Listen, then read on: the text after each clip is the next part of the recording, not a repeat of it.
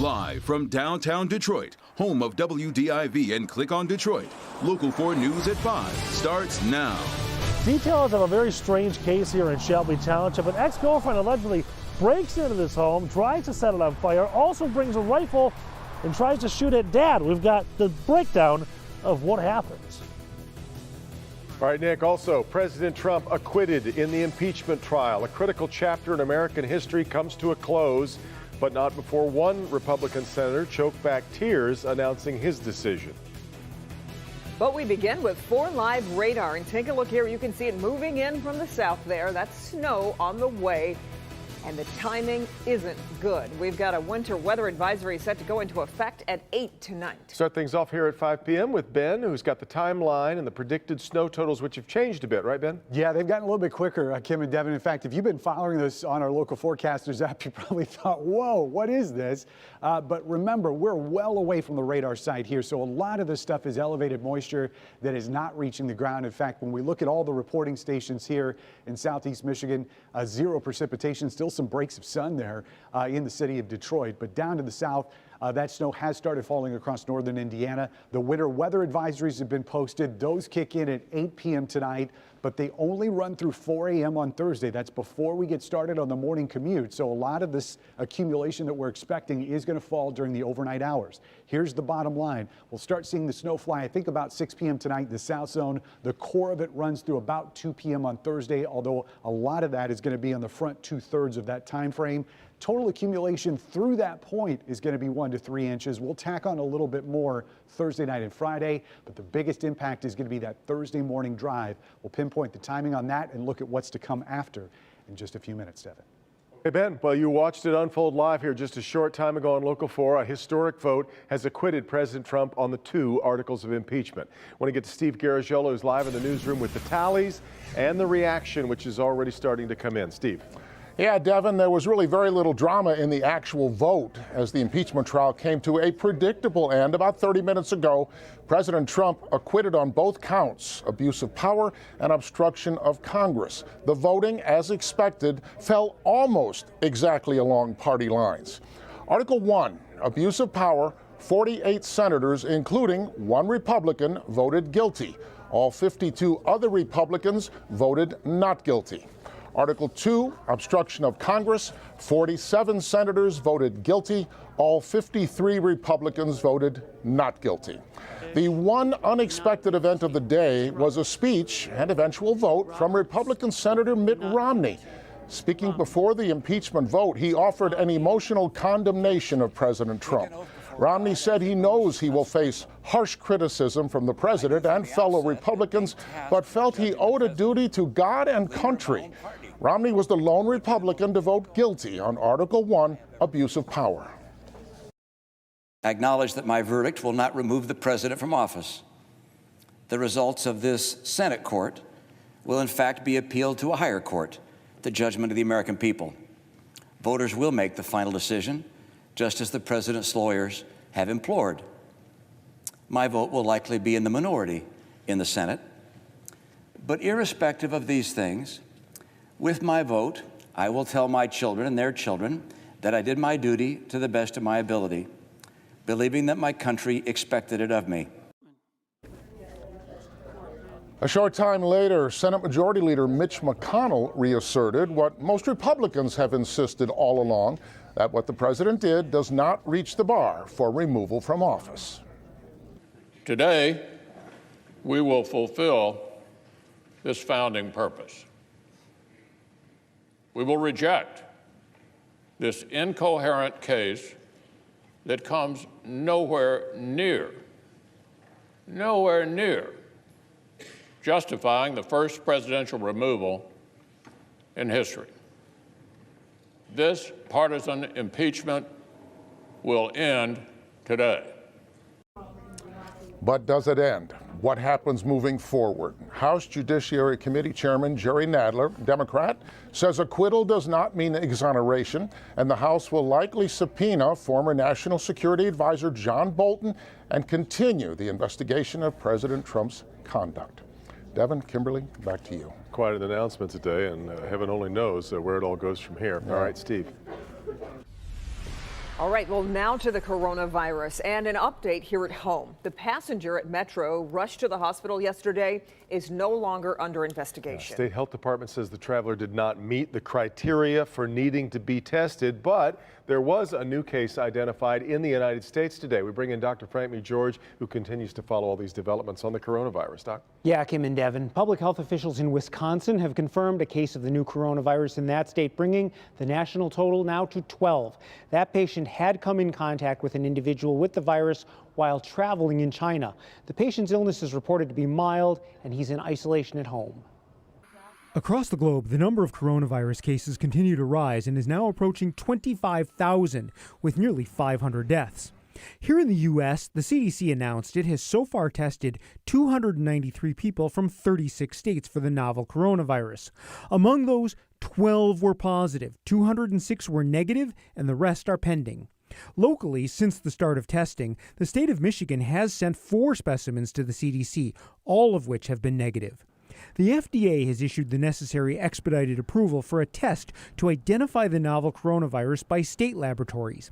These coronavirus test kits will be shipped out to states and internationally beginning today. This should accelerate the process of case identification. Meanwhile, in Japan, 10 out of the approximately 3,700 passengers and crew members that are quarantined on a cruise ship off Yokohama were found to be infected with the new coronavirus today. 3 of the 10 infected are Japanese, and others do include an American citizen. 2 had close contact with an infected man from Hong Kong. The remaining results for the rest of the passengers and crew members are yet to come out. The health ministry plans to keep the rest of the people on the ship for 14 days to prevent the spread of the virus. The United States is continuing to fly travelers out of China and has opened additional sites to monitor them under legal orders for a quarantine of up to 14 days. Now, one thing I think it's important to point out here is that the traveler investigations and restrictions are really intended to slow the spread and the potential exposure to the virus. It is not intended to stop coronavirus completely. There will probably be cases that make it into the U.S. population eventually. Still need to keep an eye out. As you pointed out yesterday, just not a surprise that we would even think that maybe we had one in Detroit. Didn't work out to be that way, but everybody's watching these big hub airlines. Exactly, and because we're a screening area, that is Detroit Metro is one of the 11, there's likely to be other cases that pop up. Sure. Okay, thanks, Doc. Sure. A 21-year-old woman from Pontiac is in the Macomb County Jail tonight facing a list of charges, including attempted murder. Shelby Township Police believe the woman broke into her ex-boyfriend's parents' home and tried to light the house on fire. As Nick Monticelli reports, she allegedly brought a rifle with her as well. Find it very fascinating because this is a quiet neighborhood. 21 years old, you should know between right and wrong. This area on 24 Mile Road in Shelby Township, as the neighbors say, is usually pretty quiet. Anything but this morning, though, as a 21-year-old woman allegedly broke into her ex-boyfriend's parents' home. The family dog began barking, waking everyone up. The ex-boyfriend's sister called 911.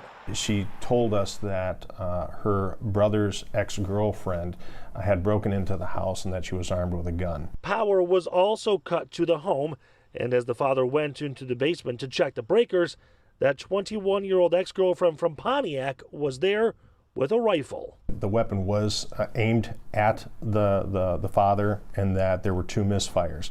In all that, there was a round that did go off, but we're still looking into the sequence of events. Somehow he was able to wrestle that gun away and got her upstairs. That's when police arrived.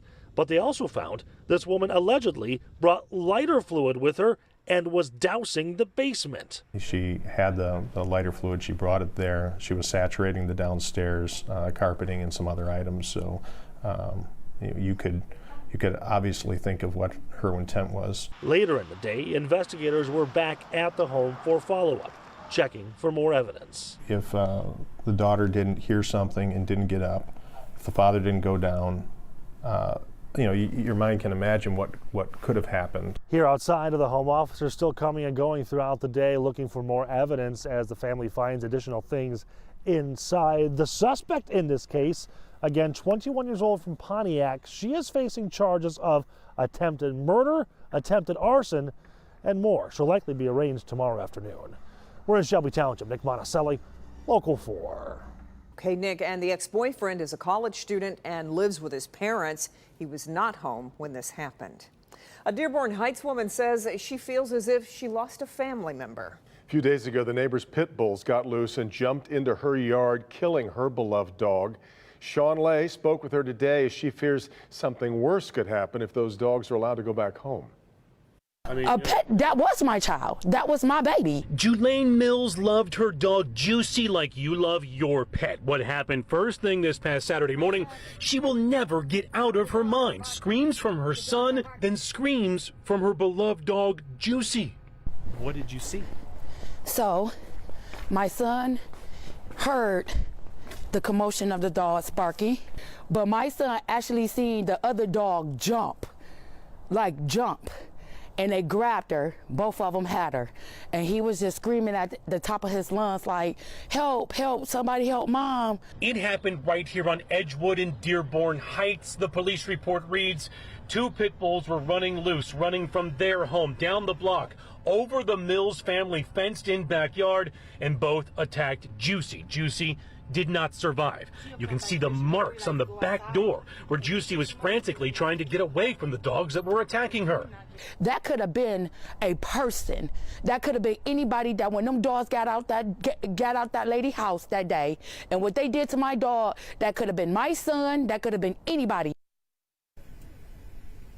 We are live tonight. You really feel for the owner of Juicy right there. We've been working this story all day long. We just made contact with the owner of those 2 pit bulls. She did not want to talk about this incident. She did, however, receive 2 tickets for having a vicious animal running loose. The dogs were seized. We also caught up with Dearborn Heights. The city of Dearborn Heights says that both dogs are with animal control, being held as evidence right now. Depending on what happens in court, when this goes to court, guys, those dogs could be put down. Back to you. Just awful. Horrible, it really is. Much more on a Wednesday. Here's Victor Williams. A gun is accidentally fired, killing a 22-year-old on Detroit's west side.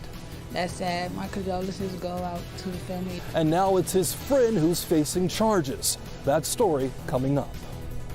All right, Victor, also a Grand Rapids mother and her 3 sons killed in a fire. Officials say there is one sign that this tragedy could have been prevented. Paula? I guess you could call it civility wars. We're going to talk to an expert about what she sees as far as the level of discourse with our political leaders.